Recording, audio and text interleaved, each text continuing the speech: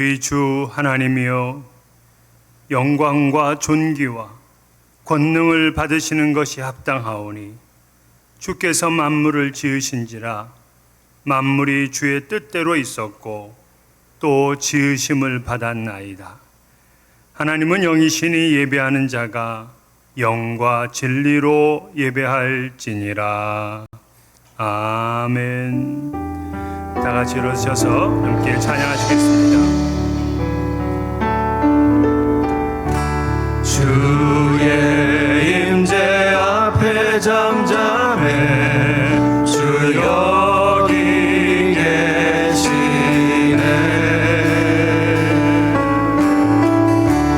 와서 모두 굽혀 경배해 신령과 진리로 순결하신 주님 거룩한 존전에 주의 임재 앞에 잠잠해 주 여기 계시네.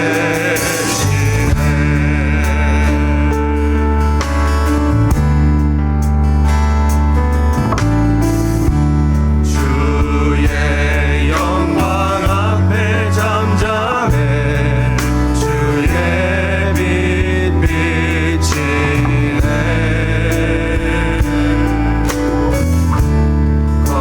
거룩한 불 태우시며 영광의 관 쓰네. 주 영광 찬란해 빛 되신 우리와 주의 영광 앞에 잠잠해 주의 빛 비치네. 주의 능력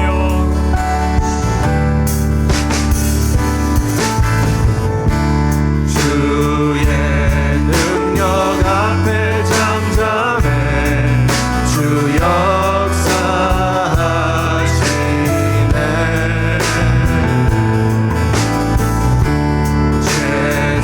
죄사하고 치유하시네.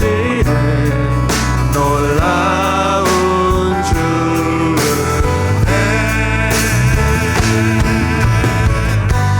주 믿는 자에게 능치 못함 없네. 주의 능력 앞에 잠잠해 주 역사하시네.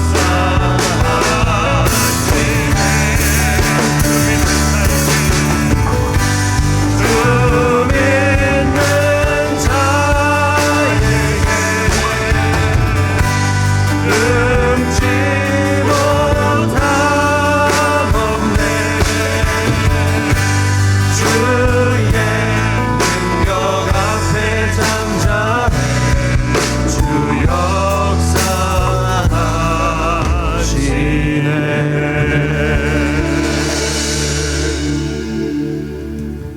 다 같이 고개를 숙이셔서 겸손한 마음으로 하나님 앞에 참회의 기도를 드리겠습니다.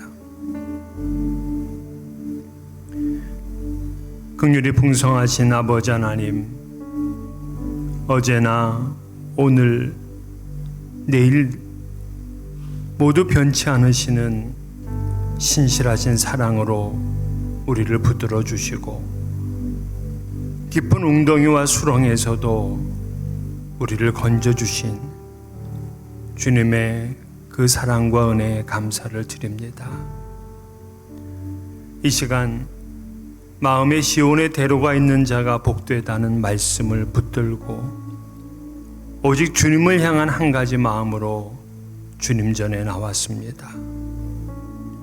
죄와 허물뿐인 우리들을 용납해 주시고 상하고 지친 우리의 영혼을 불쌍히 여겨 주옵소서.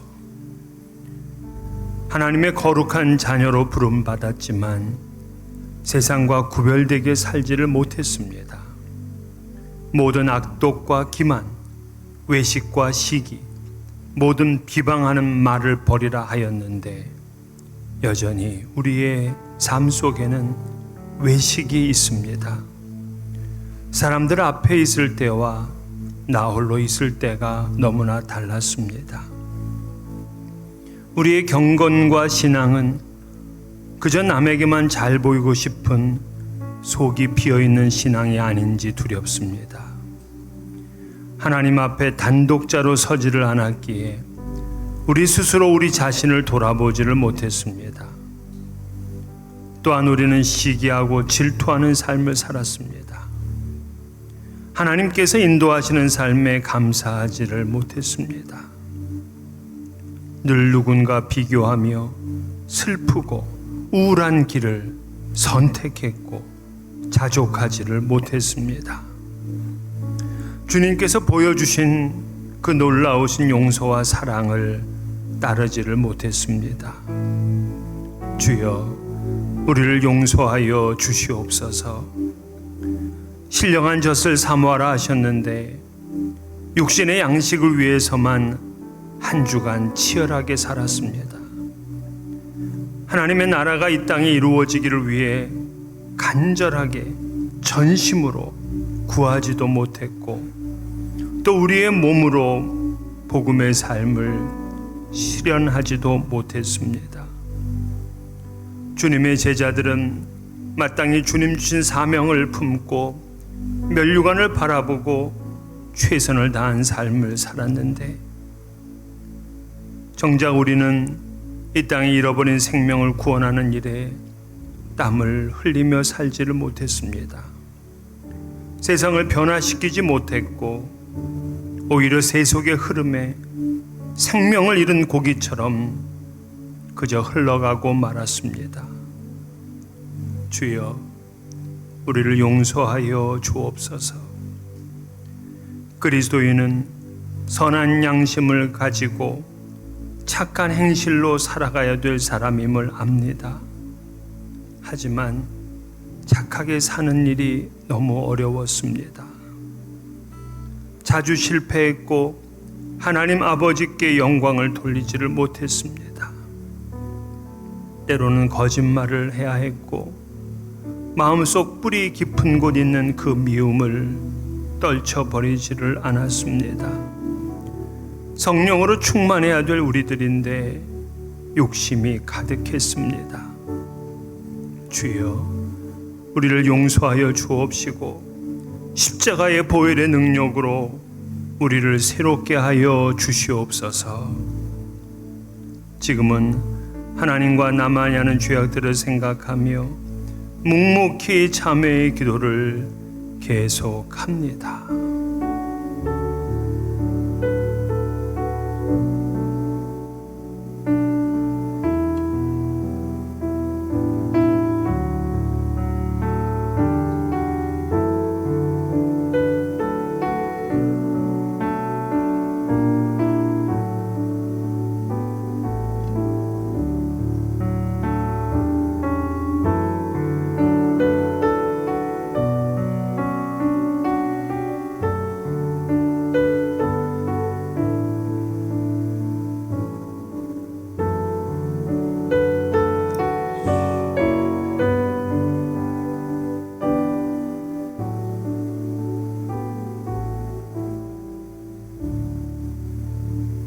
친히 나무에 달려 그 몸으로 우리 죄를 담당하셨으니 이는 우리로 죄에 대하여 죽고 의에 대하여 살게 하려 하심이라. 그가 채찍에 맞음으로 너희는 나음을 얻었나니 그러므로 그리스도 예수 안에 있는 자에게 결코 정죄함이 없느니라. 아멘.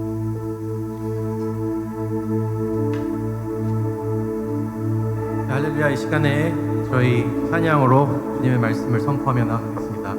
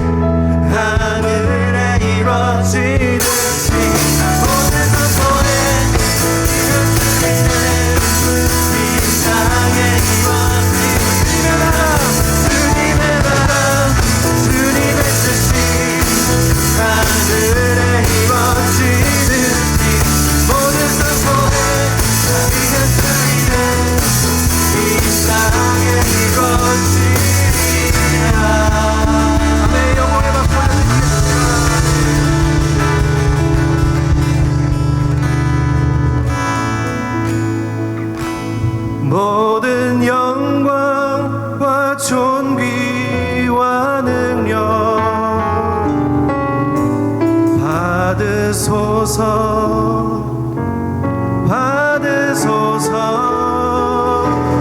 영광과 존귀와 능력 받으소서 주님 받으소서 그리스도 살아계신 하나 다시 한번 고백하겠습니다. 모든 영광과 존귀와 능력 받으소서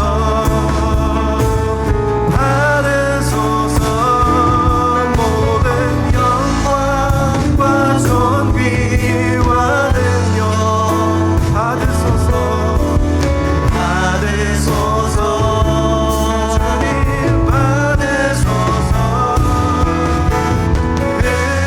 그리스도 살아계신 하나님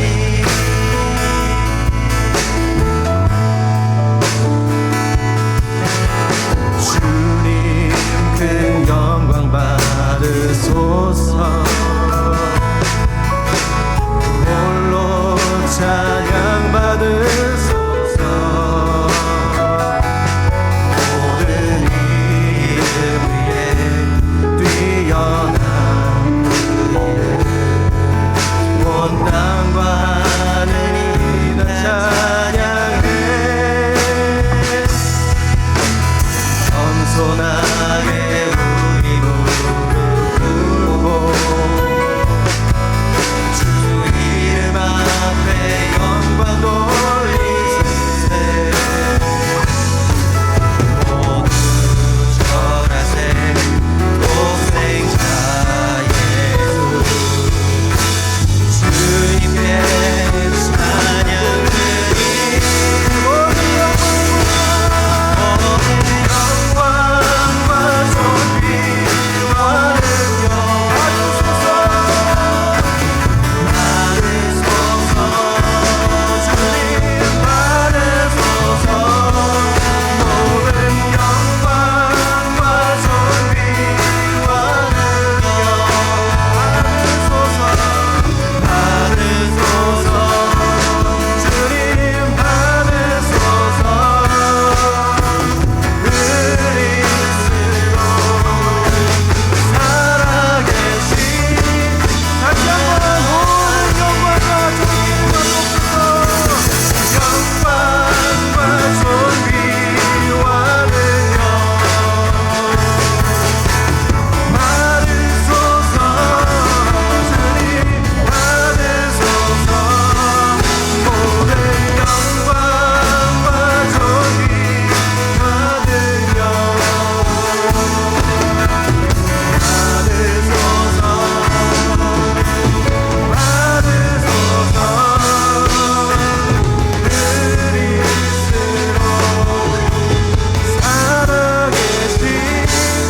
하나님 마지막으로 목소리로 고백하겠습니다. 모든 영광과 존귀와 능력 주님 한 분만 받으소서 주님 받으소서 모든 영광과 존귀와 능력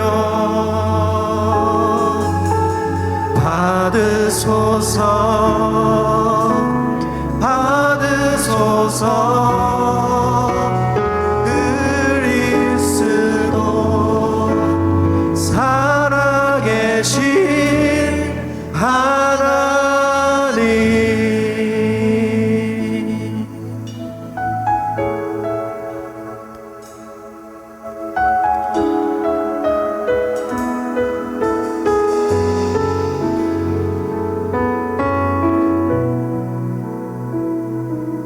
안개 속에서 주님을 보내 아무도 없을 것 같던 그곳에서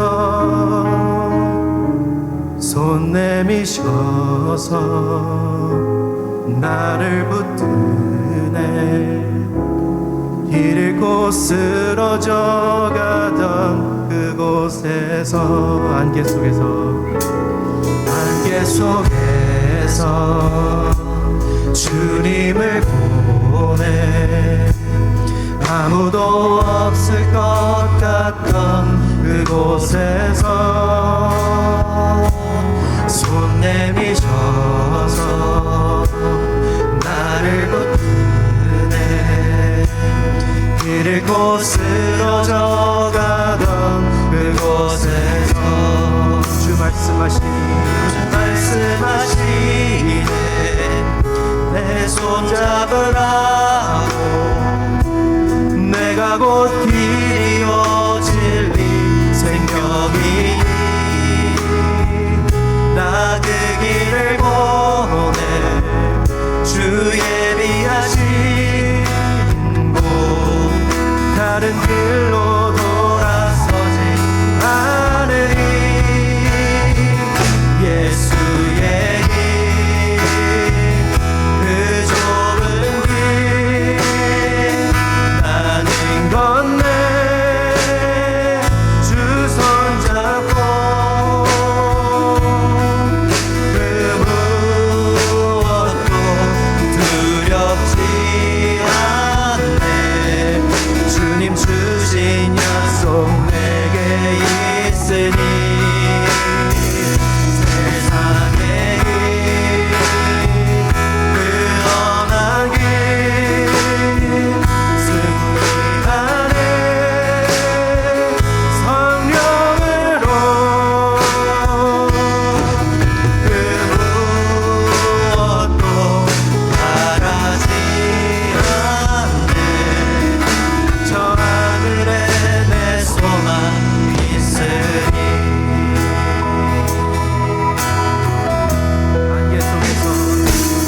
안개 속에서 주님을 보내. 아무도 없을 것 같던 그곳에서 손 내미셔서 나를 붙들래. 길 잃고 쓰러져 가던 그곳에서 주 말씀하시네. 내 손 잡으라고. 내가 곧 길이요 진리 생명이니 나 그 길을 보내. 주 예비하신 곳 다른 길로 돌아서지 않으리. 예수의 길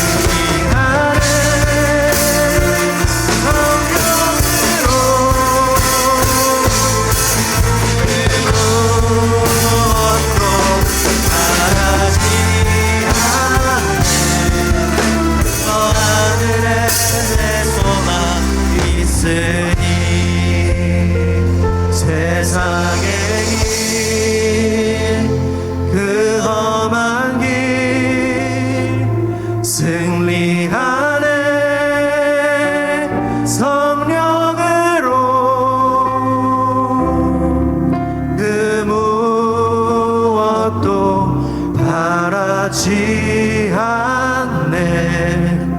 저 하늘에 내 소망 있으니, 저 하늘에 내 소망 있으니.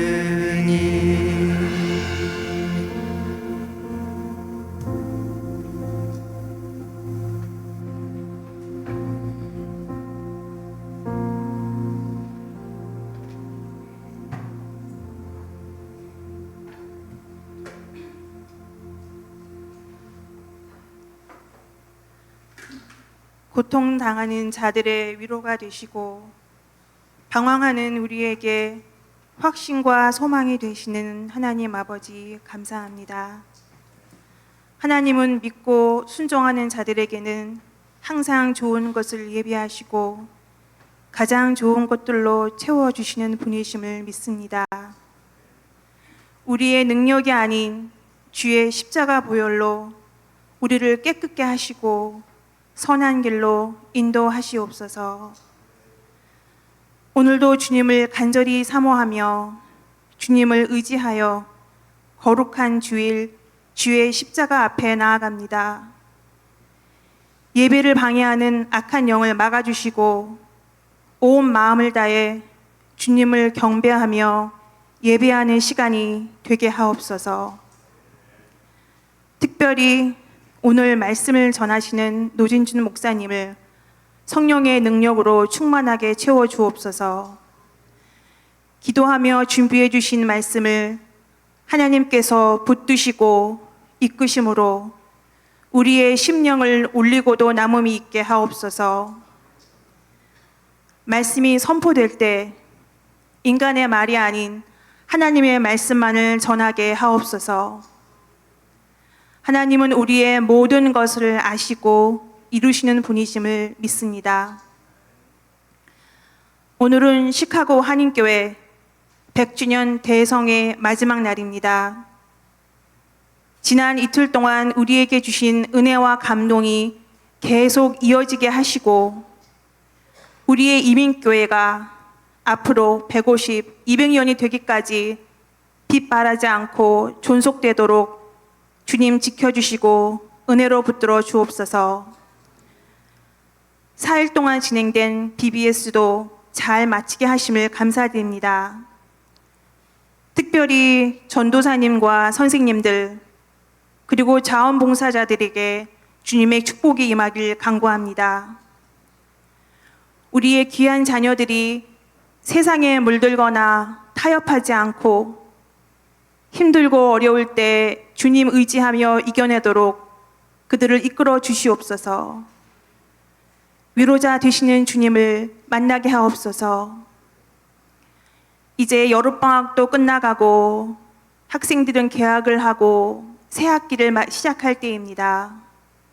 우리 매일의 삶도 새 학기를 맞이하는 것 같은 설레임으로 주님과 동행하며 하나님의 은혜가 매일매일 충만하게 채워지기를 기도합니다.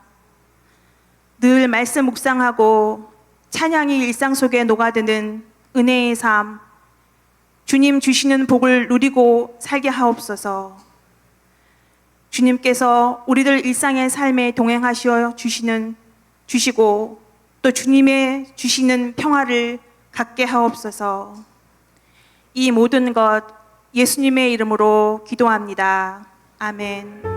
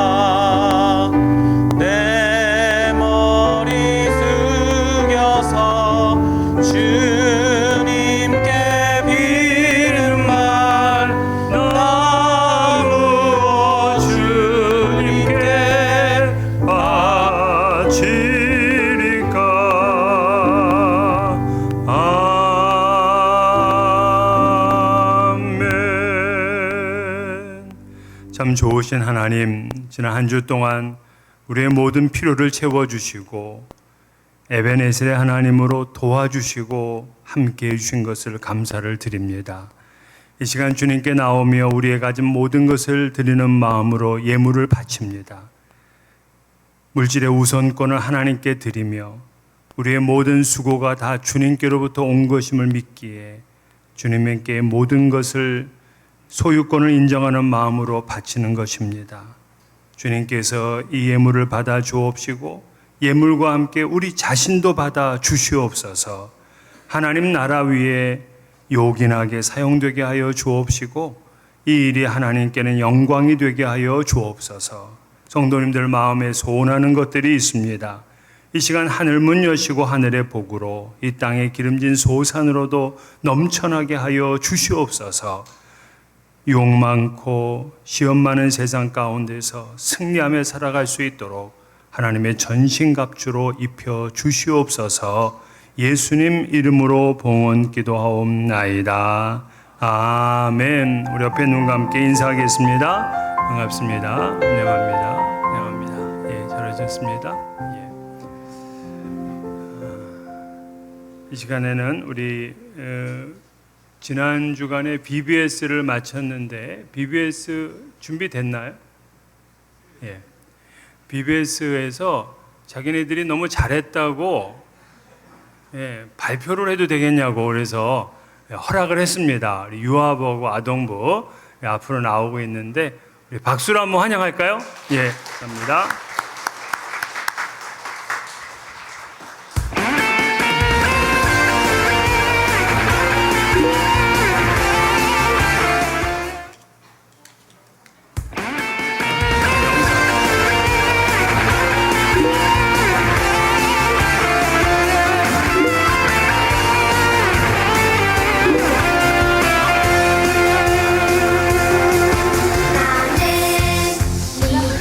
믿음의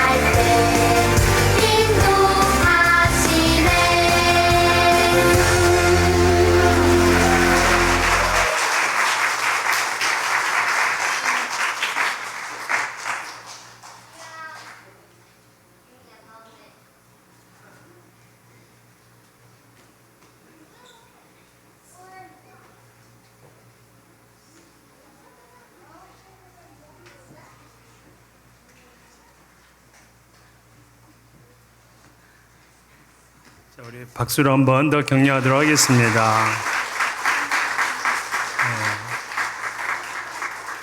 제일 앞에 있는 애가 태민인데 제가 돌아온 탕자죠.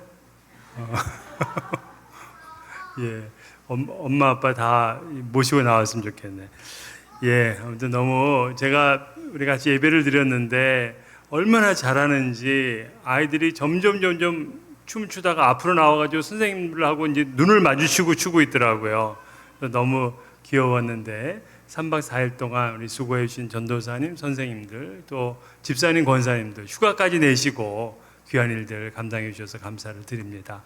또 이렇게 좋은 일도 있고 또 우리 청년 우리 빈예진 우리 형제 이쪽에 와서 그 군의관으로 그러니까 덴티스트로 벌써 1년 좀 지났죠. 같이 우리 교회에서 청년 사역 하다가 이제 그 오늘 마지막 예배를 드리고 버지니아로 돌아가게 됩니다. 예진이 어디 있죠? 일어나세요. 일어나요. 우리 박수로 한번 격려하고 잘 가도록 이렇게 하겠습니다. 예, 우리 예진이 아빠가 저랑 신학교 동기거든요. 그래서 지금 뉴욕에서 아주 목회를 잘하고 있는데 이제 떠나가기 전에 제가 이제 소개를 해드리는 겁니다. 또 잘 가서도 하나님의 인도하심 따라서 더 성장하고 멋진 그런 청년 되고 결혼해서 돌아오기를 바라겠습니다. 예, 우리 몇 가지 더 교회 소식 알려드리도록 하겠는데요. 오늘 우리 1부 예배와 2부 예배의 말씀은 우리 노진준 목사님께서 전하십니다. 노진준 목사님은 미국의 1.5세의 대표 그 목회자 중에 한 분이신데 저 동부 볼티모어에서 16년인가 17년간을 담임 목회를 하시고 그리고 서부에 가셔서 9년 동안 목회를 하시다가 60이 되셔서 리타이어를 하셨어요. 그리고는 지금은 순회 설교자로 전 세계를 다니면서 복음을 전하고 있습니다. 올해만 해도 한국에 5번을 방문하셨다 그러시더라고요. 그리고 또 오늘 우리 수요 3번째 집회를 마치고 내일은 이곳에 있는 목회자들을 대상으로 세미나를 하게 되는데 그 세미나를 마치면 또 호주로 가셔야 된다고 합니다. 하나님께서 귀하게 쓰임 받는 그런 목사님이십니다. 오늘 이렇게 또 말씀을 전해주신 거 감사한데 이따가는 우리 박수할 수 있는 시간이 없을 것 같아서 우리 먼저 그리고 오늘 귀한 말씀 전해주신 목사님께 감사하는 박수를 한번 드리도록 하겠습니다.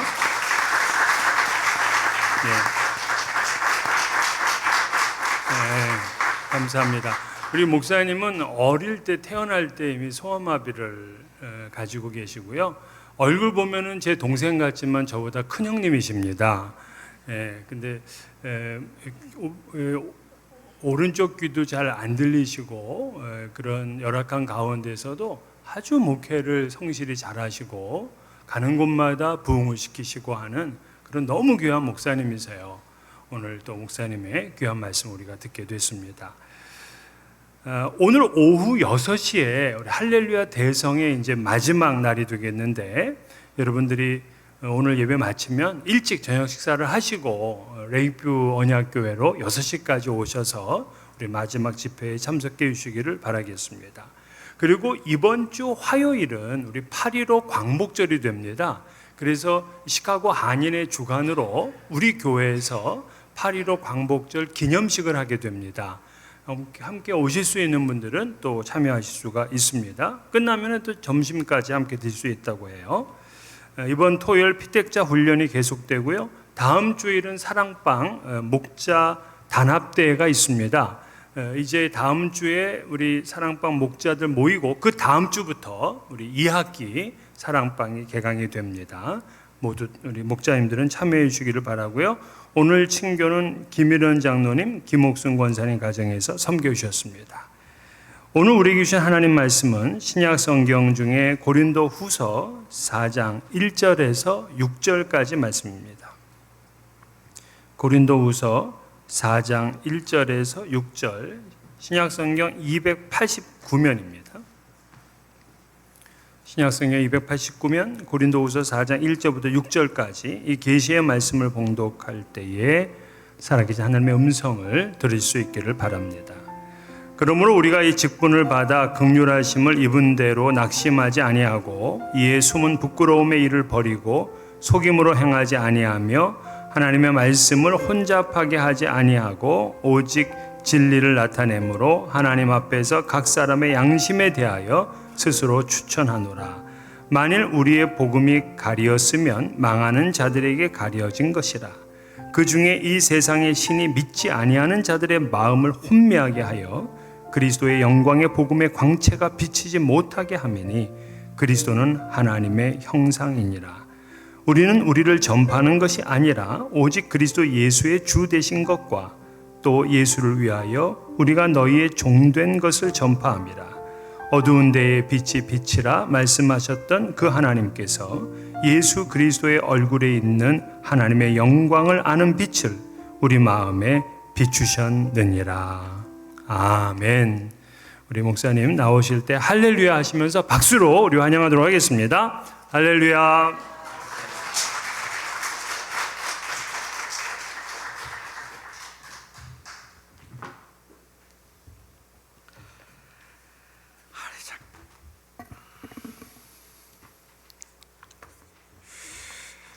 제가 요즘 가끔 집회를 나가는데 제 마음의 소원은 어디에 가든지 마이크 한번 올려보는 게 소원인데 항상 저는 내려야 되는 이번에도 또 내리게 되네요. 우리 잠깐 기도하고 우리 시작하죠.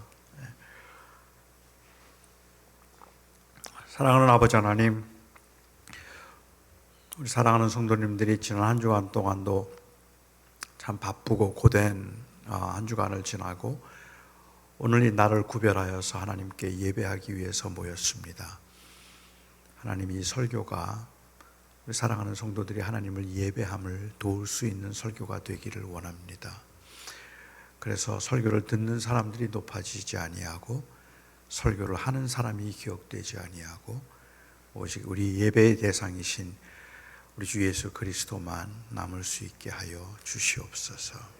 온전히 주님께만 예배하기 원하옵고 주께서 저를 도우셔서 아버지 하나님, 저로 하여금 하나님의 원하심을 잘 드러낼 수 있게 하여 주시옵소서. 예수님의 이름으로 기도하옵나이다. 아멘.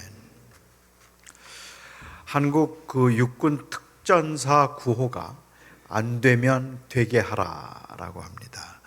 상명하복이 분명한 군대에서나 사용할 만한 말이죠. 안 되면 되게 하라. 그런데 제가 생각할 때는 어떤 분들은 그 개인의 삶의 좌우명을 안 되면 되게 하라라고 그렇게 생각하는 분들도 있는 것 같아요. 안 되면 되게 하라는 말을 들으면 여러분은 어떤 마음이 드십니까? 이 말에서는 아주 굉장히 굳은 의지를 느낄 수도 있고 그렇지 않으면 또 굉장한 무모함을 느낄 수도 있습니다. 만일 교회에서 담임 목사님의 좌우명이 안 되면 되게 하라, 그것을 좌우명으로 생각하고 목회를 한다면 함께하는 동역자들이나 아니면 교회 지도자들의 경우는 어쩌면 정말 무엇이든지 한번 해볼 수 있겠다는 의욕에 불탈 수도 있을 것 같고요. 또 그렇지 않다면 어떤 분들에게는 진짜로 무리한 요구를 계속해서 하겠구나 싶어서 그래서 조금 피곤하게 느껴지는 분들도 계실 것 같습니다. 제가 이해하기에는 안 되면 되게 하라라는 것을 좌우명으로 삼고 살아가는 사람들도 모든 일을 다 가능하게 만들겠다는 그러한 문자적으로 이해를 하기보다는 무조건 안 된다는 생각으로 시작조차 하지 않고 살아가는 그러한 삶의 방식에 대한 경계가 아닐까 하는 생각을 좀 해봅니다. 소심함 때문에 그리고 게으름 때문에 무조건 안 된다고만 말하고 아무것도 하지 않으려고 하는 사람들에게는 할 수 있다는 설득보다는 반드시 되게 해야 된다는 강요가 때로는 사람을 움직이게 만드는 동력이 되는 것도 사실일 것 같습니다. 해도 안 되는 것이야 어쩔 수 없겠죠. 하지만 해보지도 않고 안 될 것이라고 아무 시도도 하지 않은 채 그냥 안 된다고만 생각하고 있는 것은 게으름으로 보이기도 하고 소심함으로 보이는 것도 사실입니다. 그런데 요즘 제가 제일 많이 하는 말이 난 못해입니다. 난 안 돼. 난 못해. 제 아내가 저보고 운동 좀 하라고. 난 못해. 제 아내가 저보고 뭐 이런 거 저런 거 좀 한번 해보라고 하면 그냥 제 입엔 늘 처음 나오는 말은 늘 못해입니다. 시간이 없다고 말하고 몸이 불편하다고 말하고 피곤하다고 말하지만 사실 그것은 의지력의 문제일 뿐입니다. 제가 한번 그 LA에서 살 때였는데 저희 집에서 차고로 나가는 그 문고리가 떨어졌어요. 그리고 이제 구멍이 났습니다. 제 아내가 저보고 그 문고리를 좀 고쳐달라는 거예요. 제 첫 마디가 난 못해. 저는 핸디하지도 않고 시간도 없어서 못해 그랬습니다. 그랬더니 제 아내가 제가 못한다 그랬더니 그 이 비닐봉지를 그 구멍에다가 넣어서 그것을 묶어가지고 그걸 문고리처럼 비닐봉지로 열고 닫고 그렇게 하는 거예요. 그래서 그건 정말 또 못 봐주겠더라고요. 제가 문고리 그 손잡이를 사오면 그러면 달아주겠다고 했습니다. 제 아내가 문고리를 사다 주면서 제게 했던 말입니다. 어디 노진준 실력 살아있나 한번 보자. 할 수 있나 한번 보자 그래요. 그리고 그게 무슨 실력이라고. 저는 그날 문고리 달고 고기 먹었습니다. 신혼 초에는 제가 안 되면 되게 하라는 그러한 의지력을 가지고 사는 모습들을 제 아내에게 보여주었기 때문에 제 아내가 생각할 때 제가 안 하고 있는 것, 못한다고 말하는 것은 그것은 능력의 문제가 아니라 의지력의 문제라고 생각을 하고 있죠. 한 예를 든다면 저희가 신혼 초에 그 필라델피아에서 이 로우하우스에 살았어요. 근데 그 로우하우스는 집이 굉장히 좁아요. 2층으로 올려가려면 굉장히 이제 이 각이 많은데 신혼 초에 이제 그 집으로 이사를 하면서 이 침대 매트레스하고 매트레스 박스를 저희가 샀습니다. 매트레스는 어떻게 올렸는데 이 매트레스 박스는 그게 이제 각이 있으니까 올라가지를 않는 거예요. 그래서 아무리 애를 써도 뭐 도대체가 그 올릴 수 있는 각을 잡을 수가 없었습니다. 제 아내가 그냥 리턴하고 좀 작은 침대로 사자고 그렇게 제안을 하는 걸 제가 아니 할 수 있다. 안 되면 되게 해야지. 라고 그렇게 말하고 그 매트레스 박스의 스테이플스를 전부 다 떼어내고 그리고 그 천을 벗기고 거기에 있는 그 스프링들을 수십 개나 되는 스프링을 다 떼어내고 그리고 그 박스를 다시 다 분해시켜서 그것을 다 가지고 2층에 올라가서 다시 조립을 했습니다. 하루 종일 걸려서 한 일입니다. 안 되면 되게 하라.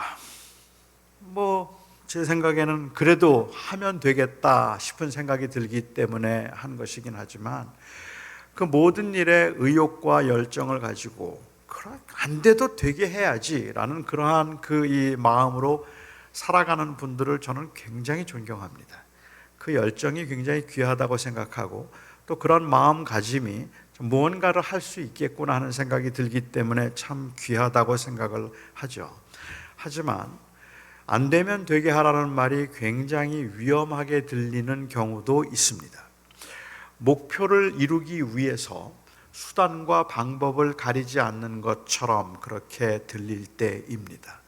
내가 이것을 하겠다는 목표를 세워놓고 그런데 정상적인 방법으로는 도저히 그 목표를 이룰 수 없을 것 같을 때 사람들은 그 목표를 이루기 위한 목적으로 편법을 생각하게 되고 타협을 생각하게 되는데 목표 달성을 위해서는 그건 불가피한 일이 되고 정당화될 수 있는 것이라고 보는 경향이 있습니다. 이것이 가장 위험한 곳이 어딘가 하면 바로 교회입니다. 이 교회라고 하는 곳은 왜냐하면 그 교회가 목표를 세우고 그 목표를 이루고자 할 때 마치 그 목표는 언제나 하나님의 뜻이라고 생각하기 때문에 그렇죠. 그게 자기의 욕심임에도 불구하고 그것을 하나님의 뜻이라고 생각하고 항상 그건 옳은 것이라고 생각하기 때문에 그렇습니다. 목사가 최고의 설교자가 되겠다는 그 말 속에 담겨 있는 그 이 자기 합리화 또는 그 야망의 합리화를 인정하지 않으면 설교를 잘한다는 것 자체가 좋은 일이라고 생각하기 때문에 그 야망을 합리화시킬 수 있는 가능성이 다분히 크다는 말입니다. 그런데도 되게 하라는 목표 달성을 위해서라면 다 용납될 수 있다는 것이죠. 치열한 경쟁 사회를 살아가고 있는 이 현대인들에게 세뇌된 가치가 있다면 그것은 되는 게 옳은 일이다.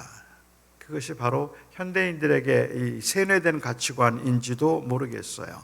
실용주의, 이 프라그마틱한 사회에서는 옳은 것이 좋은 것이 아니라 되는 것이 좋은 것이라고 하는 그 생각이 있습니다. 아무리 성실하게 살았어도, 아무리 부지런하고 정직하게 살았어도 부자가 되지 못했으면 그것은 세상에서 실패한 사람입니다.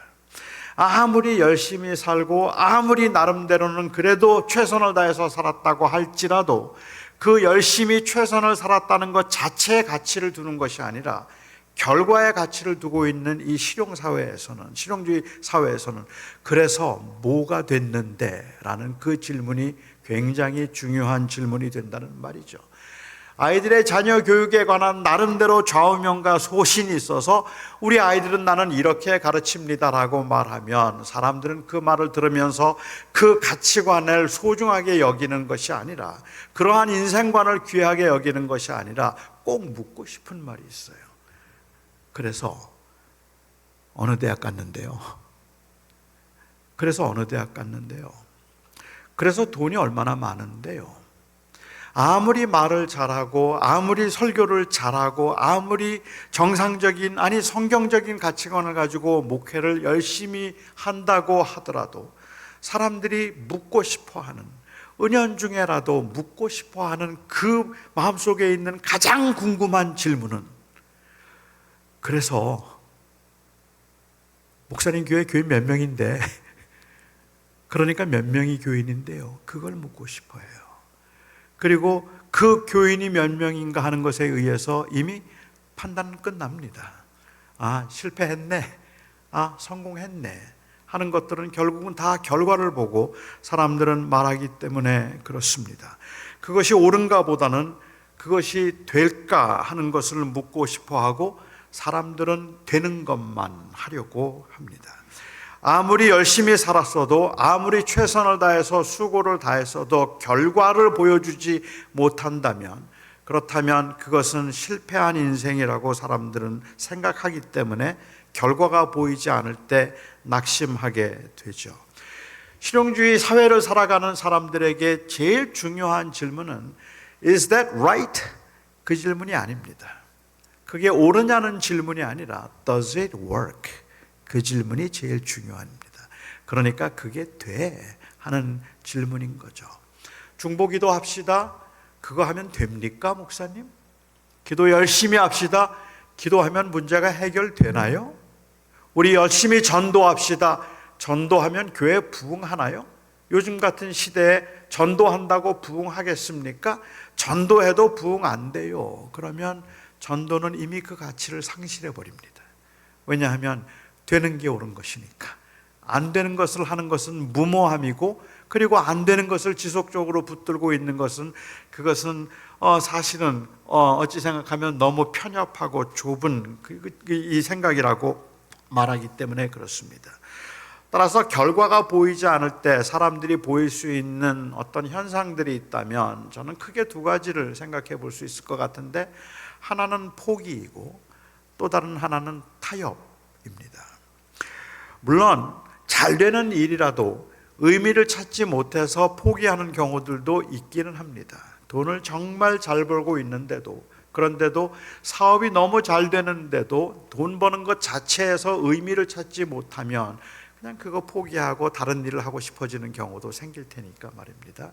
하지만 꽤 많은 경우에 사람들이 그 일을 포기하는 이유, 그 이유는 낙심하기 때문입니다. 그 낙심은 바로 안 되기 때문이죠. 그 원하는 결과를 이루어내지 못하기 때문이라는 말입니다. 제가 요즘에 한국에 가끔 나가다 보면 한국에서 교회를 개척한 목사님들, 젊은 목사님들을 자주 만납니다. 40대 초반, 40대 후반, 늦게는 50대 초반에도 이제 한국에서는 교회를 개척하려고 그렇게 해요. 담임 목사로 간다는 게 너무 어려운 현실이기 때문에 이제는 스스로 교회를 개척하겠다고 해서 몇 분의 개척하는 목사님들을 만나면 5년 동안 그렇게 애를 쓰고 그렇게 열심히 했는데도 교회가 별로 성장하지 않는 거예요. 그러면 얼굴에 피곤기가 있고 내가 이걸 계속해야 되나 아니면 멈춰야 되나 하는 고민이 있는 것을 보게 됩니다. 세상 사람들은 교회가 성장해야 인정해 줄 것 같고, 그리고 성장하는 교회가 되어야 나 스스로도 성공했다는 생각이 들기 때문에 내 목회 현장에서도 내가 얼마나 성실하게 원래 부름을 받았던 그대로 말씀을 따라서 사역하고 있는가 하는 것보다 오히려 그렇게 하지 못해서 그만둔 사람들보다는 사실은 결과가 보이지 않아서 그만두는 사람들이 더 많죠. 기도를 해도 응답이 안 되면 그러면 낙심하고, 믿음으로 살려고 하지만 자꾸 흔들리고 쓰러지다 보면 낙심하게 됩니다. 오늘 이 본문에서 사도 바울이 사용하고 있는 단어는, 이 낙심하다라는 단어는 갈라디아서에서도 한번 사용했던 적이 있습니다. 갈라디아서 6장 9절에서 바울은 말하기를 너희가 선을 행하다가 낙심하지 말지니 포기하지 아니하면 때가 이름에 이루리라 라고 말씀을 하셨습니다. 그러니까 낙심하지 말라는 말은 어원적으로는 저희가 그런 의미를 가졌다고 보기는 어렵겠지만 그 단어를 통해서 하던 일을 멈추지 않고 계속 맡은 책무를 소홀히 여기지 않고 꾸준하게 감당하는 것, 그것을 의미한다는 것을 유추해내는 건 뭐 어렵지 않다고 생각합니다. 다시 말씀드리면 여기에 낙심하지 말라는 말은 그냥 디프레싱한 그런 필링을 갖지 말라는 의미가 아닙니다. 그러한 우울한 느낌이나 우울한 감정을 가져서는 안 된다는 이야기를 하고 있는 것이 아닙니다. 바울이 지금 말하는 낙심하지 말라는 이야기는 크리스천들이 그 필링 컨트롤을 잘하고 그리고 마인드 컨트롤을 잘할 수 있도록 하기 위한 그러한 어떤 처방을 이야기하는 것이 아니기 때문에 그렇습니다. 사람들은요, 일이 잘 안 되면 당연히 낙심합니다. 사람들은 일이 잘 안 되면, 내가 원하는 대로 되지 않으면 당연히 우울해지게 되어 있습니다. 그건 인간이 피할 수 있는 건 아니라고 생각해요. 마치 사람들이 힘든 일을 만나면 그 근심과 걱정이 생기잖아요. 그 염려하는 마음이 생기잖아요. 그 마음이 안 생길 수가 없는 거죠. 그건 때로는 그 마음이 안 생긴다면 이건 무정함이라고 말하는 게 오히려 맞을 것 같습니다. 안 되는데, 그리고 위험이 닥쳤는데 당연히 염려가 생기죠. 주님께서 너희는 도무지 염려하지 말라, 무엇을 먹을까, 무엇을 입을까, 무엇을 마실까 염려하지 말라고 주님께서 말씀하신 것은, 이것은 염려라는 행위를 하면 안 된다는 게 아니에요. 염려라는 것은 자동으로 발생하고 있는 인간의 반응이기 때문에 그런 겁니다. 오히려 염려하지 말라는 말씀이 의도하고 있는 것은 어떤 감정의 상태를 이야기하고 있는 것, 그것이 아니라 그 염려할 수밖에 없는 상황에서도 먹고 마시는 문제를 주관하시고 우리를 다스리시는 하나님을 놓치지 말라는 이야기죠. 그게 염려하지 말라는 말로 표현되었을 뿐입니다. 그러니까 우리는 괜히 염려라는 말 속에 염려가 생기면 불필요한 죄책감을 갖는 거예요. 내가 믿음이 없어서 염려가 생긴 것 같아. 하지만 사실은 믿음이 없어서 염려가 생긴 것이 아니라 그렇게 그 염려하지 않는 모습은 굉장히 태만한 모습이죠. 가령 제가 그렇게 생각한다면 어떨까요? 장로님이 저에게 한번 전화를 하셨어요. 그리고는 저에게 이야기를 해요. 목사님, 아무개 집사님 지금 병원에 입원하셨는데 상태가 안 좋습니다. 한번 병원에 신방 가주시면 좋겠습니다. 근데 저는 살아가면서 걱정이 없는 사람이에요. 다 주님께 맡겼기 때문에. 제가 장로님께 이야기하죠. 장로님, 뭐 그런 거 걱정하세요. 하나님께서 다 알아서 다 고쳐주시고, 아니면 천국으로 데려가실 텐데 뭐 그런 거 걱정하세요. 그냥 주님이 알아서 하십니다. 걱정하지 마세요. 저는 아무 걱정 안 해요. 장로님이 저에게 말씀하시죠. 참 걱정도 없으시고 다 그렇게 주님께 맡기고 사시니 좋겠습니다. 다음 주부터 교회도 나오지 마세요. 뭐 그런 걸 걱정하십니까? 저야 뭐 교회 나오든 안 나오든 다 주님이 알아서 하실 텐데. 그러다가 쫓겨나죠. 하지만 저는 걱정 없어요. 주님께 다 맡겼으니까. 주님이 염려하지 말라 그랬으니까. 이 믿음이 없는 제 아내가 걱정을 자꾸 해요. 쌀이 떨어졌다. 밸런스, 바운스가 나게 생겼다. 그러고, 여보, 뭐 그런 걸 걱정하니? 하나님이 다 먹을 거 마실 거 다 해결해 주실 텐데 뭐 그런 거 걱정, 주님이 알아서 하셔. 걱정하지 마. 하지만 믿음이 적은 제 아내, 조바심을 내다가 결국은 파트타임을 찾아서 일을 하기 시작하죠. 저는 참 그런 제 아내가 불쌍할 뿐이에요. 어쩌면 저렇게 믿음이 없어? 주님께 맡기라고 하셨는데, 염려하지 말라고 하셨는데 뭘 저렇게 염려를 하면서 살지? 이런 제 모습을 보면서 여러분들은 참 부럽다, 나도 저렇게 살면 좋겠다, 이런 생각이 드십니까? 아니면 참 그 아내 불쌍하다 하는 생각이 드십니까? 그것은 사실은 믿음이 아니라 이거는 게으름이에요. 이건 태만함이죠. 사람이 낙심하게 되는 것은 저는 자연스러운 반응이라고 생각해요. 괜찮았어요. 목회하면서 저희 장로님들 너무 좋았어요. 너무 감사했고 너무 좋았고 목회도 항상 즐겁고 행복했어요. 그런데 제가 제 후배가 사역하는 부흥하는 교회 한번 다녀오고 나면 갑자기 우리 장로님들이 못마땅해요. 그 교회 장로님들은 진짜 열심히 두구만. 도대체 우리 장로님들은 뭐 하는 거야? 걔는 나보다 공부도 못했는데 어쩌면 저렇게 교회가 부흥하는데 우리 교회는 왜 부흥하지 않는 거지? 그런 마음이 생긴단 말이에요. 지금 저만 생기는 건가요? 여러분도 동창생 집에 갔다 와서 우울한 적 없나요? 그런 마음이 생긴단 말이에요. 저는 그 마음 자체를 정죄하거나 판단할 것이 아니라 그 마음이 생겨서 그 일을 그만두는 것이 문제라는 말입니다. 그 마음이 생기는 곳은 바로 우리가 치열하게 영적인 싸움을 싸워야 하는 곳이에요. 그리고 죄성을 가진 인간은 어느 경우에도 이것과 싸울 준비가 되어 있어서 항상 싸워야 되는 것들이라는 말입니다. 그런데 우리는 그 일이 생겼다는 것 자체만으로 이미 벌써 낙심해버리고 그만두려고 한다는 말이죠. 그것을 이겨내려고 하는 것이 아니라 그냥 포기해버리려고 하는 것이 저희들이 가지고 있는 문제인 거 아닐까 하는 겁니다. 그래서 사람들이 많이 낙심을 하게 되는데, 바울은 이야기할 때 낙심하다가 포기하지 말지니 라고 이야기를 합니다. 그것을 끝까지 붙들어야 되는데, 끝까지 붙들 수 있는 근거가 무엇이냐고 말하면 사도 바울은 하나님의 자비하심을 따라 라고 이야기합니다. 내가 기어코 할 수 있다는 내 의지력도 아니고, 내가 반드시 그 일을 이룰 수 있다는 어떤 가능성 때문도 아니고, 내게 주어져 있는 나의 공로 때문도 아니라, 그것은 나같이 부족한 죄인임에도 불구하고 하나님께서 사랑하셔서 나를 용서하시고 나에게 이 직분을 맡기셨으니 내가 이 일을 그만할 수 없다. 하나님의 자비하심을 따라 그 일을 포기하지 않는다고 말하고 있습니다. 기도도 마찬가지라고 생각합니다. 기도를 하다가 기도를 지속하지 못하는 이유가 있다면 응답이 잘 안 되기 때문이기도 하지만, 우리는 기도를 하면서 그 기도를 꾸준하게 할 수 없는 자신에게 실망하는 경우들이 더 많아요. 왜 나는 이것밖에 되지 않을까라는 생각을 하면 포기할 수 있는데, 그것 역시도 자기의 능력과 의지력을 의지하기 때문일 뿐이고, 우리가 하나님의 자비하심을 의지한다면 우리는 정말 넘어질 수밖에 없는 죄인이기 때문에 멈출 수 없는 겁니다. 내가 그러한 그 죄성을 가지고 나는 지속해서 할 만한 능력이 나에게 없다는 사실 때문에 내가 넘어지고 쓰러질 때마다 하나님의 자비하심에 의지하여서 또 일어설 수밖에 없는 것이죠.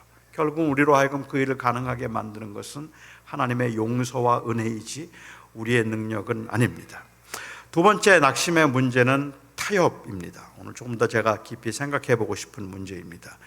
바울이 우리와 같은 성정을 가지고 있었다면 그를 오해한 사람들을 통하여서 많은 비난을 받을 때 마음이 상하기도 하고 그만두고 싶은 마음도 생겼을 겁니다. 아니 어쩌면 그냥 나 그만두겠다는 마음보다 더 큰 유혹이 될 수 있는 마음은 그것은 타협이었는지도 모릅니다. 바울이 예수 그리스도를 구주로 영접하고 그리고 그리스도인이 되었기 때문에 그가 받았던 핍박도 굉장히 크지만, 사실은 바울이 굉장히 그 사역 가운데서 많은 고난과 동료 크리스찬들에게 굉장히 많은 비난과 그리고 또한 그 이 질타를 받았던, 그래서 그로 하여금 힘들고 어렵게 사역을 하게 만들었던 이유는 단순히 그가 예수를 믿었다는 사실 때문이 아니라 그가 철저하게 복음만 말했기 때문입니다. 만일 그가 그 복음을 조금만 타협할 수 있었다면, 그렇다면 그렇게 고난받지 않아도 될 수 있었습니다.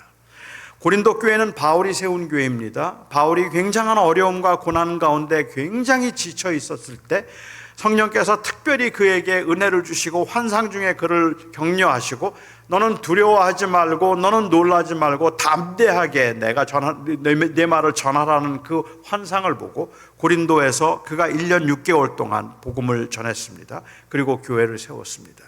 그리고 그가 그렇게 교회를 세우면서 그가 항상 강조했던 것은 사람의 공로가 아니라 사람의 행위가 아니라 오직 예수 그리스도의 은혜로만 구원이 가능하다는 것과 오직 그를 통하여서만 우리가 그 이 새 생명을 얻었다는 것, 인간이 그 일을 위해서 기여할 수 있는 것은 아무것도 없었다는 그 복음에 관한 메시지를 그는 전했고 그 복음에 의해서 교회가 세워졌다는 말이죠.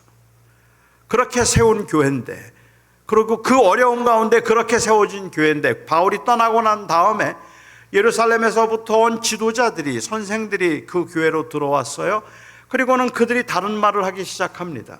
우리가 예루살렘에서 사도들이 보내서 온 사람들인데, 그런데 우리 사도들이 우리들에게 가르쳐 준 바로는 그래도 믿음으로만 구원받는 거 아니고 은혜로만 되는 것 아니니까 그래도 최소한의 그 율법은 지켜야 한다. 안식일은 지켜야지. 할례는 받아야지. 그래야 구원을 받을 수 있다라고 가르치는 겁니다. 그런데 그 사람들이, 사도들이 보냈다고 하면서 사도들이 내놓는 추천서를 내놓는 거예요. 그래서 자기들이 가르치고 있는 게 정통이라고 이야기를 하고 있는 겁니다. 교인들 중에 흔들린 사람들이 있었어요. 그 사람들은 그래서 말하기를, 바울은 사도들에게서 받은 추천서도 없었는데, 그런데 이 사람들은 추천서를 가지고 와서 말하는 거 보니까 이 사람들이 진짜인 것 같아. 그리고는 꽤 많은 사람들이 이 예루살렘에서 온 사람들 따라가는 바람에 고린도 교회 안에 게바파가, 베드로파가 생겼고, 바울파가 생겼고, 아볼로파가 생겼고, 그리스도파가 생겨서 교회가 분쟁이 일어날 정도였습니다. 교회를 조금 더 건강하게 만들자고 말하면, 교회가 조금 더 성장하도록 하게 만들자고 말하면, 아니 지금 바울이 자기가 고린도 교회에 같이 행사했던 그 영향력을 조금만 더 이어가자고 생각했다면 사실은 바울이 율법적인 이야기를 했다고 나쁘지 않습니다. 그게 해가 되지 않아요. 좋은 게 좋은 거잖아요. 아닙니까? 그래, 주일날 예배 주일날 안 지키면 그러면 구원 못 받지 말하면 되잖아요. 아니 그냥 우리가 이걸 꼭 의무로 말하는 건 아니지만 그게 나쁜 건 아니니까 할례도 받으면 좋다 말하면 되는 거잖아요. 그런데 바울이 아니 절대로 그 어떤 공로도, 인간의 어떤 행위로도 구원을 받을 수 없고 오직 예수 그리스도의 은혜만으로 구원을 받을 수 있는 것, 이것이 바로 복음이라고, 그 복음을 조금도 타협하지 않고 변질시키지 않고 사람들에게 조금 더 듣기 쉽거나 아니면 조금 더 편리한 방법으로 말하지 않고 철저하게 복음만을 이야기하면서 그는 고난을 겪었단 말입니다. 사실은 그 상황에서 조금 적당히 타협해도 될 만한데 말입니다. 바울이 낙심했다면 그 중에 나타나는 현상은 아마도 우리가 주변에서 보는 것처럼 타협하는 거일 거라고 생각합니다. 설교도 비슷했다고 생각해요. 설교의 목적은 사람들을 변화시키는 것이라고 저는 어릴 적에 처음 목회를 시작하면서 생각을 했습니다. 설교는 사람을 변화시키는 것이다. 제 설교를 듣고 사람들이 변화되기를 원했는데요. 그런데 설교를 통해서 성령께서 역사하심으로 사람들이 변하기를 바라는 마음이 제 안에 있기는 하지만 설교의 목적이 사람을 변화시키는 건 아니더라고요. 제가 설교의 목적이 사람을 변화시키는 것이라고 생각을 만약에 계속했다면 저는 목회 못합니다. 왜냐면요, 안 변해요. 교인들이 잘 안 변해요. 설교를 듣는다고 변하지 않아요. 그런데 설교를 듣고 안 변하는 분들을 보아도 저는 충분히 이해가 돼요. 제가 충분히 이해할 수 있는 이유는 설교를 하는 저도 안 변해요. 그런데 설교 듣는 사람이 변하겠습니까? 저 지금 26년 담임을 했고 그리고 설교만 한 거는 근 40년 가까이 설교를 했는데도 불구하고 제 모습을 보면 정말로 부끄러울 정도, 제가 설교를 하고 있다는 게 창피할 만큼, 염치가 없을 만큼이나 너무 부족한 모습이거든요. 설교를 듣는다고 사람들이 변할까? 우리는 변하기를 원하지만 그렇지만 잘 안 변해요. 그래서 제가 생각하는 설교의 목적은 사람을 변화시키는 것이 아니라, 그건 성령께서 하실 일이지만 이 설교의 목적은 트랜스포메이션이 아니라 리마인딩이다 라고 생각을 해요. 우리가 믿는 바 예수 그리스도를 또 한 번 생각하게 만드는 것, 우리가 누구인가 하는 것을 다시 한번 생각하고 나갈 수 있도록 만드는 것이라고 생각을 하는 거죠. 그러니까 결국은 우리가 변한 것을 붙들도록 하는 것이 제 설교의 목적이지, 변화를 목적하는 것을 하는 건 아니라는 말입니다. 이 말을 제가 조금 제 말식으로 좀 바꾸자면, 사람이 변했으면 변해야 하는 것이 있는데 변하고도 변해야 할 것이 변하지 않을 때는 변한 것을 붙들어야 변할 수 있는 겁니다. 아멘. 못 알아들으셨군요. 다시 한번 제가 이야기할까요? 사람이 변했으면 변해야 하는 것이 있는데 변하고도 변할 것이 변하지 않으면 변한 것을 붙들어야 변할 수 있다. 은혜가 아니면 안 된다는 이야기입니다. 그런데 우리는 이 변화를 마치 우리가 할 수 있는 무엇이라고 생각을 할 때는 꼭 낙심하게 되고, 이 낙심은 사람들을 그만두게 만들기 때문에 그렇습니다. 사람들이 행동하기가 참 어렵기 때문에 설교자들은 그래서 말하기를 머리에서 가슴까지의 거리가 멀다라고 얘기해요. 설교를 들으면 이해는 하죠, 듣죠. 그런데 그게 감동으로 와닿지는 않아요, 많은 경우에. 그래서 머리에서 가슴까지의 거리가 멀고 가슴에서 손까지의 거리는 더 멀다라고 이야기합니다. 감동을 받았다고 행동하지도 않더라고요. 그러니까 정말 은혜 많이 받았어 라고 이야기하지만 삶에서 변화가 별로 없어서 머리에서 가슴까지의 거리가 멀고 가슴에서 손까지의 거리는 더 멀다고 설교자들은 이야기합니다. 아무리 열심히 설교를 해도, 복음을 이야기하고 은혜를 이야기해도 사람들이 변하지 않으면 낙심합니다. 사람들이 움직이지 않습니다. 그런데요, 그래서 타협을 하죠. 그렇게 움직이지 않던 사람들이 11조 하지 않으면, 교회에 봉사하지 않으면, 목사에게 순종하지 않으면 하나님께서 벌을 내리신다고 했더니 움직여요. 하나님의 말씀, 오직 그리스도의 은혜로 우리가 하늘의 소망을 두고 이 땅에 나그네로 살아가게 되었으니, 우리가 나그네로 살아가는 동안에 제자로 주님 앞에 참 은혜에 감사하며 제자로 살아냅시다라고 말했더니 감동은 있는데 손끝 하나 움직이지 않을 만큼 움직이지 않던 사람들이 하나님 앞에 기도하고, 그리고 또한 우리가 하나님 앞에 열심히 헌금하면 하나님께서 복을 주셔서 자녀들이 좋은 대학 가게 해주신다고 했더니 움직이더라는 말입니다.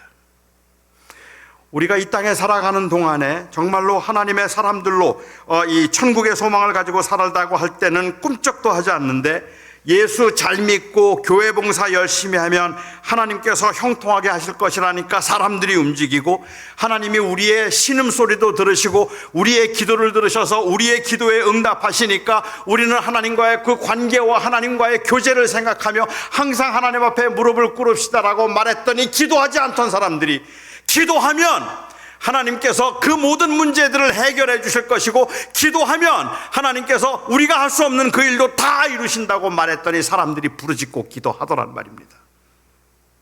그러니까 사람들이 기도하게 만들려면, 교회 조금 더 봉사하게 만들려면, 그리고 교회에서 조금 더 열심히 신앙생활하게 만들려면 복음으로만 안 돼요. 복음이 아니라 거기에 복을 붙여야 되고 거기에 재앙을 붙여야 돼요. 저는 그게 타협이라고 생각하는 거예요. 되게 하기 위해서, 사람들을 움직이도록 하기 위해서. 이게 지극히 실용적인 입장이라고 생각을 하는 겁니다. 충분한 동기가 우리는 그 제자됨으로 인하여서는 세워지지 않는 거죠. 교회는 처음부터 성장을 추구하지는 않았을 겁니다. 하지만 지금도 성장을 추구하는 교회는 없다고 다들 말하죠. 하지만 교회들은 하나님의 나라를 확장하기 위해서 우리가 섬긴다, 사역하고 존재한다고 말하면서도 하나님의 나라를 확장하는 것이 곧 교회를 성장하는 것이라고 그렇게 이해를 했던 것이 문제였죠. 그리고 성장을 추구하기 위한 다양한 방법들, 수단들을 추구하다 보니까 교회는 타협을 하게 되었습니다. 왜요? 은혜만으로는 성장이 안 돼요. 은혜만으로는 사람들이 잘 봉사하지 않아요. 그래서 거기에 다른 동기를 부여해야 돼요. 열심히 우리가 받은 구원의 은혜가 있으니 여러분, 아직도 주님을 알지 못하는 사람들, 우리 주변에 아직도 주님을 알지 못하는 사람들을 위하여 눈물로 기도하고 그들을 위해서 우리 전도합시다. 그리고 그들에게 복음을 전하기 위해서 우리 기도하면서 준비했다가 하루 날을 정해서 우리 그들을 초청해서 그들에게 예수 그리스도의 복음을 전해봅시다. 아무도 안 움직여요.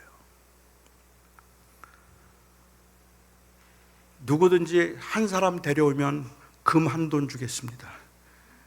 그랬더니 움직여요. 그랬더니 움직여요. 그리고 사람들은 그렇게 하니까 교인들을 많이 데리고 왔으니까 그 방법이 괜찮다고 생각하는 것. 전 이게 낙심이라는 겁니다. 그건 타협이니까. 우리는 그렇게 복음을, 그런 방법으로 복음을 전하거나 교인들을 그렇게 동기부여를 할 수는 없죠. 바울은 2절에서 이렇게 말합니다. 이에 우리가 숨은 부끄러움의 일을 버리고 속임으로 행하지 아니하며 하나님의 그 말씀을 혼잡하게 하지 않았다라고 이야기한다는 말입니다. 우리가 사는 세상이 정말로 그래서 살기 힘든, 믿음으로 살기 힘든 세상이라고 저는 생각합니다. 이 세상에서 믿음으로 사는 일이 결과가 확실해서 그리고 빨리 보이는 일이라면 괜찮겠는데, 그런데 때로는 그 결과를 보장할 수 없을 뿐만 아니라 꽤 많은 분들이 그 결과를 보지 못한 채 그냥 버겁게 사역만 하다가 마치는 것처럼 보이는 경우들이 많이 있기 때문에 그렇습니다. 제가 만일 3일만 하나님 앞에 기도하는데 제가 3일만 기도하면 하나님께서는 어떤 기도라도 3일 내에 응답하신다면 저 기도하지 말래도 기도만 합니다. 그렇지 않습니까? 그런데 왜 기도를 못할까요? 기도해도 안 돼요. 그러니까 기도가 힘든 거잖아요. 기도한 대로 응답되면 당연히 되겠죠.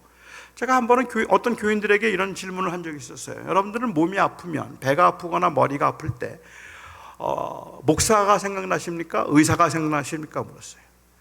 허리 아프고 배 아플 때 교회 가서 기도받아야지 이런 생각이 먼저 드십니까?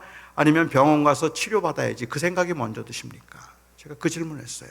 여러분들에게도 비슷한 질문을 할까요? 여러분들은 몸이 아프면 교회 와서 기도받아야지 하는 생각이 드십니까? 아니면 병원에 가야지 하는 생각이 먼저 드십니까? 여러분들 어려울 때, 아플 때, 힘들 때 목사님께 가서 기도받아야지 그런 생각이 드십니까? 아니면 의사 찾아봐야지 그 생각이 먼저 드십니까? 기도. 제가 그 질문을 어떤 분들에게 말씀드렸더니 한 분이 저에게 그러시더라고요. 목사도 목사 나름이죠 그러더라고요. 목사도 목사 나름이래. 그 말이 맞아요.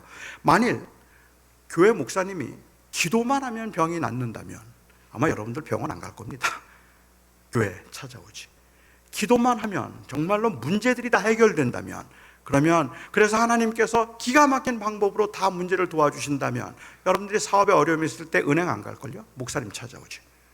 그러면 다 해결해 주시는데 기도만 하면 그 응답이 된다면 말입니다. 그런데 아무리 해도 기도해도 안 돼요. 기도해서 병을 고치는 일들이 별로 없어요. 저는 병자들을 위해서 많이 기도하고 몸이 불편한 분들을 위해서 정말로 기도를 많이 하면서 사역을 했지만 아무리 바빠도 제가 병원에 계신 분들은 꼭 신방을 하고 찾아갔지만 전 한 번도 지금까지 암세포를 날려본 적이 없어요. 전 지금까지 한 번도 병원에 입원해 계신 분 수술하기 전에 그냥 깨끗하게 낫게 해서 데리고 나온 적이 없어요. 그런데 저는 매번 병원을 찾아가요. 제가 그렇게 병원을 찾아가는 이유는, 그리고 그 병자들을 위해서 기도하는 이유는 어쩌다 혹시 낫지 않을까라는 망상 때문도 아니고 그런 능력도 없으면서 교인들에게 능력이 있는 것처럼 보이기 위한 것도 아닙니다.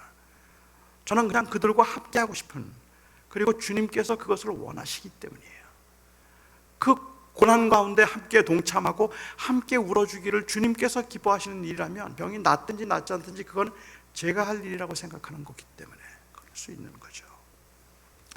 만약 하나님께서 제가 범죄하지 않고 하나님 앞에 순결하게 살았더니 하나님께서 저로 하여금 형통하게 하시고 그리고 교회가 크게 부흥하게 하셨다라고 말한다면 깨끗하게 거룩하게 살려고 무진애를 쓸걸요. 그런데 대충 살아도 별일이 안 생기고 열심히 살아도 별일이 안 생기는 것 같으니까, 그러니까 자꾸 낙심한단 말입니다. 그리고는 자꾸 되는 길을 찾으려고 하는 경우가 생기는 거죠.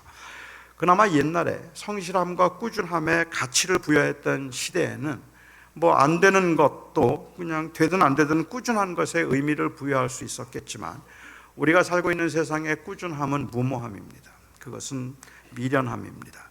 낙심하지 말라는 말이 결과가 보이지 않아도 끝까지 선을 행하고 타협과 변질을 용납하지 말라는 말이라면 이 말은 현대인들에게는 그렇게 익숙한 개념이 아닙니다. 아마 이쯤 되면 여러분들의 마음속에 좀 석연치 않은 마음이 드실 것 같아요.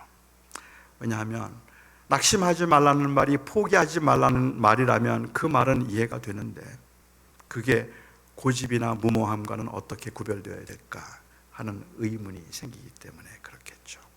결과가 나타나지 않음이 나의 무능이나 아니면 방향이 잘못되어서인 경우들도 있을 텐데 그걸 끝까지 고집한다면 주변에 있는 사람들이 얼마나 답답하고 피곤하겠습니까?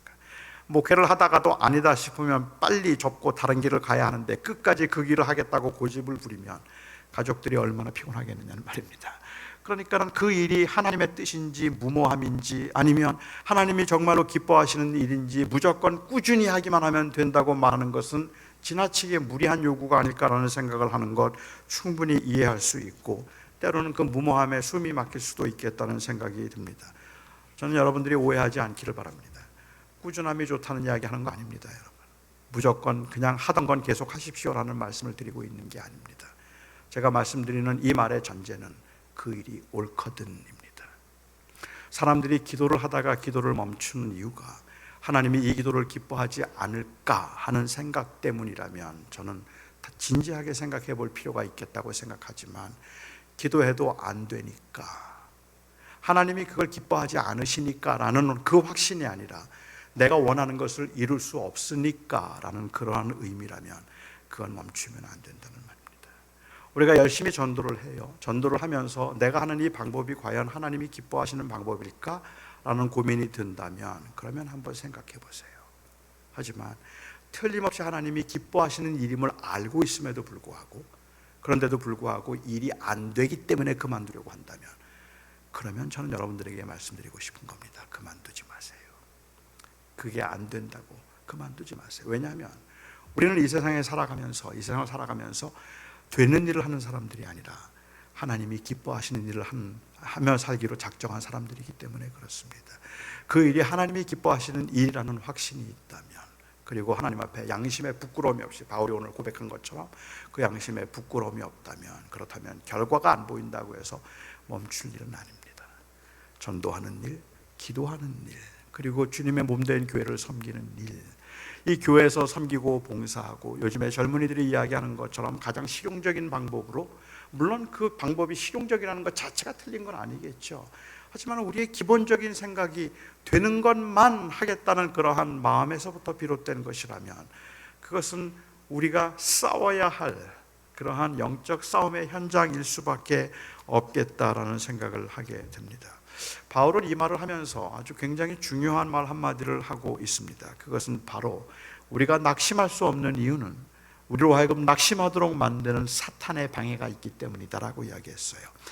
이 세상 신이 믿지 아니하는 자들의 마음을 혼미하게 하여 그리스도의 영광의 복음의 광채가 드러나지 못하게 하였기 때문이라고 이야기하고 있습니다. 사탄의 유혹이 그 가운데 있기 때문에 우리가 포기하면 안 된다고 말하는 겁니다. 교회가 성장하지 않는다고 복음이 아닌 번영과 성공을 보장해주는 말을 하면 안 된다는 말입니다. 차라리 성장하지 않아도 복음을 전하는 것이 복음이 아닌 다른 것을 말하는 것보다 더 낫다는 말을 하고 있는 겁니다. 마귀는 우리로 하여금 그렇게 유혹하기 때문에 우리를 흔들고 있기 때문에 그렇죠. 이 마귀의 그 전략이나 정책에 대해서 저희는 종종 오해할 때가 있는 것 같아요. 마귀는요, 제가 이해하는 바로는 마귀는 절대로 이 땅에 자기의 나라를, 자기의 왕국을 세우고 싶어 하지 않습니다. 아니, 세울 수 없음을 합니다. 그는 이미 쫓겨난 자이고 그는 이미 패배한 자입니다. 마귀는 이 세상을 자기의 나라로 만들려고 하지 않습니다. 마귀의 목적은 자기의 나라를 세우는 것이 아니라 하나님의 나라를 파괴하는 것이 그의 목적입니다. 그러니까 마귀의 목적은 하나님을 대적하는 것이지 자기의 왕국을 만들어서 자기 섬기는 사람들을 만들기 위한 게 아닙니다. 그리고 그 마귀가, 이 사탄이 하와를 유혹하면서 우리에게 보여주었던 것처럼 하나님을 대적하도록 만들고 하나님의 나라를 파괴하게 만드는데 가장 강력하고 가장 영향력 있고 그리고 가장 이 파워풀한 그러한 이 무기가 있다면, 전략이 있다면 그것은 사람들로 하여금 자기 자신을 섬기도록 만드는 것, 네가 곧 하나님이야 라고 말하는 것임을 마귀는 합니다. 그렇기 때문에 지금 이 시대에도 마귀가 우리에게 하고 있는 그 유혹은 하나님 섬기지 말고 나 섬겨라 그렇게 말하지 않고 하나님 섬기지 말고 너 섬겨라 라고 얘기합니다. 그래서 이 시대의 예배도 거의 모든 예배를 하고 있는 하나님의 사람들은 그 유혹에 넘어가서 하나님을 존귀케 하는 예배가 아니라 나를 만족시키는 예배에 오히려 사람들은 더 빠져 있죠. 오늘 설교 너무 좋았어. 그 말의 의미는 하나님의 말씀이 선포됨으로 하나님의 말씀에 대한 순종을 하겠다는 의지 때문이 아니라 내 마음에 딱 드는 말을 해줬어 라는 그런 의미, 완전히 내가 중심이 되어 있는 그 상태가, 그것이 마귀가 원하는 거죠. 하나님 말고 네가 하나님이야. 그래서 우리는 그 성공적인 아니면 성공지향적인 그러한 사회에서 지극히 실용적인 입장에서 마귀의 유혹에 넘어가려고 하고 있는데, 사도 바울이 우리가 선한 일을 포기할 수 없는 이유가 있다면 그것은 바로 마귀는 그것을 포기하고 만들고 있기 때문에 그 마귀의 유혹에 넘어갈 수 없어서 나는 그만할 수 없다라고 이야기하고 있다는 말입니다. 요즘 같은 세상에 이렇게 교회에서 예배 시간을 지키고 자리를 지키는 것도 대단하게 어려운 일일 겁니다. 우리의 마음속에는 계속해서 조금 더 편안한 길, 쉬운 길, 그리고 또 그냥 편리한 곳을 찾아가려고 하는 그러한 마음들이 있습니다. 그런데 여러분들이 기도의 자리를 지켜야 되는 이유는, 여러분들이 전도를 해야 되는 이유가 있다면, 그리고 이렇게 함께 모여서 공동체로 예배를 해야 하는 그 이유가 있다면, 이렇게 해야 교회가 부흥하니까 그게 아닙니다. 우리가 그것을 하는 이유가 있다면 하나님은 이것을 기뻐하시니까 라는 그 확신입니다. 우리는 되는 일을 하는 사람들이 아니라 하나님이 기뻐하시는 일을 하는 사람들입니다. 그 일을 위해서라면 안 돼도 포기하면 안 됩니다. 안 된다고 멈추면 안 됩니다. 우리가 멈출 때는 그 일이 하나님이 기뻐하지 않는다 생각될 때, 그때일 겁니다. 그래서 저는 여러분들이 이 험한 세상에서 비록 열매가 없고 결과가 없는 것 같다 할지라도 열매를 위해서 적당히 복음을 타협하는 일 없이 이 교회가 정말로 이 땅에서, 이 세상에서, 아니 이 주변에서 예수 그리스도의 복음을 잘 드러낼 수 있고, 오직 그 복음에 합당한 그 모습으로 사역을 감당할 수 있어서 성장하든지 성장하지 않든지 하나님이 기뻐하시고 하나님이 주인이 되시는 교회를 만들겠다는 그 마음에 여러분들이 한 마음 되시고, 절대로 이 일에 낙심으로 인한 포기나 타협이 없기를 바랍니다. 기도하겠습니다. 아니, 우리 목사님 나오셔서 기도 인도해 주시면 좋겠네요.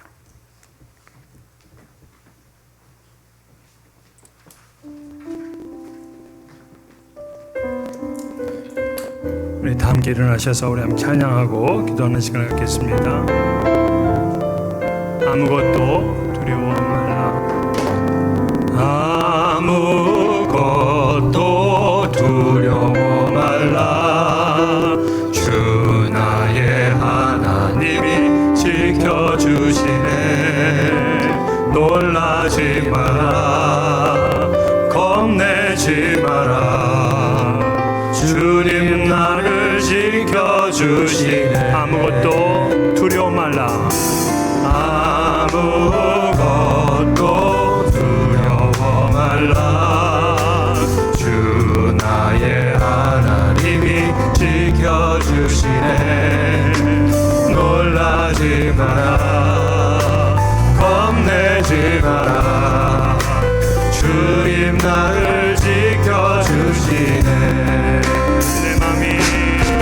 내 맘이 힘에 겨워질지라도 주님 나를 지켜주시네.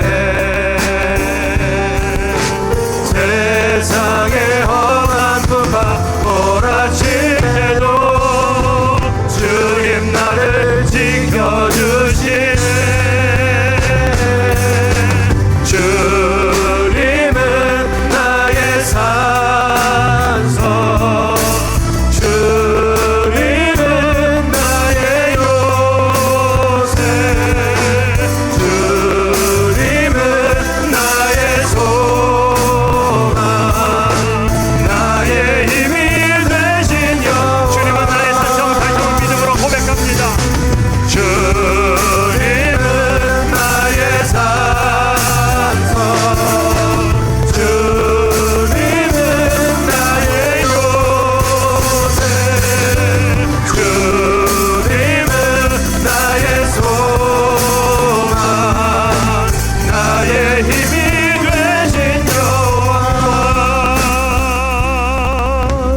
다시 오늘 주신 말씀 붙들고 한번 기도하겠습니다. 늘 우리는 실용적인 생각을 했습니다.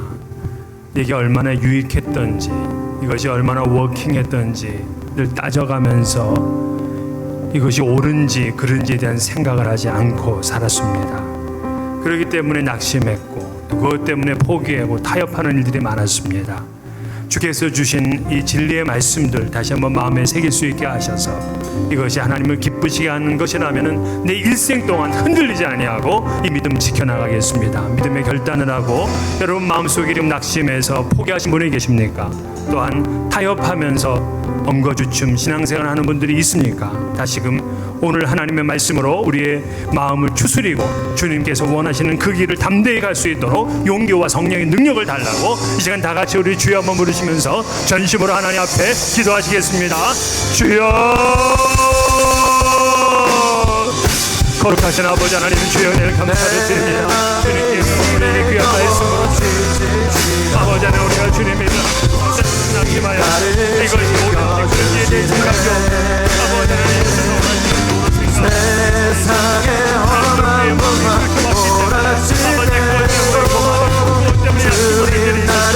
주여 아버지 하나님, 이 시간 용서하여 이 모든 것을 혼미하게 되는 마귀의 사탄의 아버지 하나님 밀어내고 오직 하나님의 진리의 말씀을 대답할 수 있게 하여 주옵소서.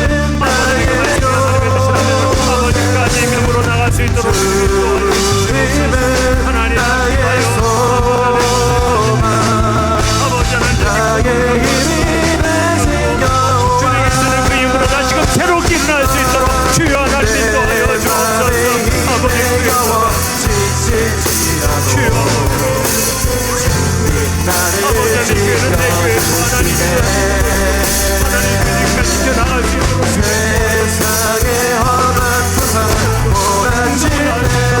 주여 아버지 하나님 인도하여 주옵소서. 주여 하나님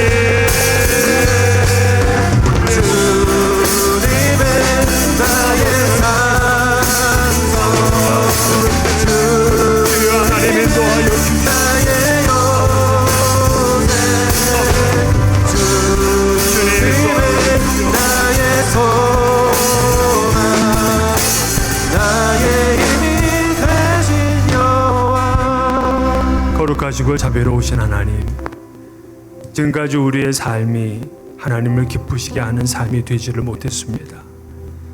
늘 실용적으로 생각하고 판단하고 결정했기 때문입니다.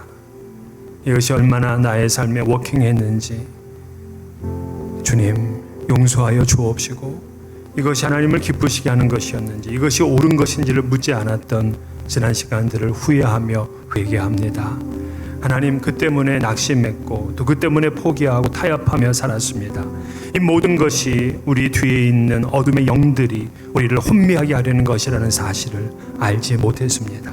주님, 이 시간 반듯하게 다시금 세워지게 하여 주옵시고, 하나님의 말씀 붙들고 그 어떤 일이 있더라도 끝까지 믿음으로 갈 수 있도록 하나님 도와주시옵소서. 오늘날 교회도 이러한 실용주의 정신에 빠져 있습니다. 세속주의로 인하여서 너무나 하나님의 가슴을 아프게 하는 일들이 많았습니다.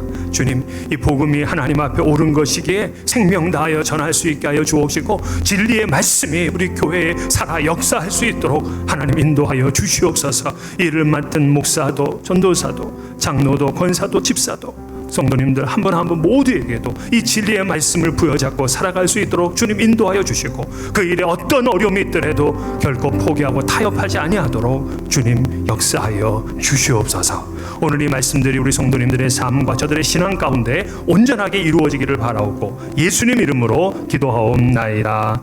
아멘. 노진님 목사님 나오셔서 축도로 오늘 예배를 마치겠습니다.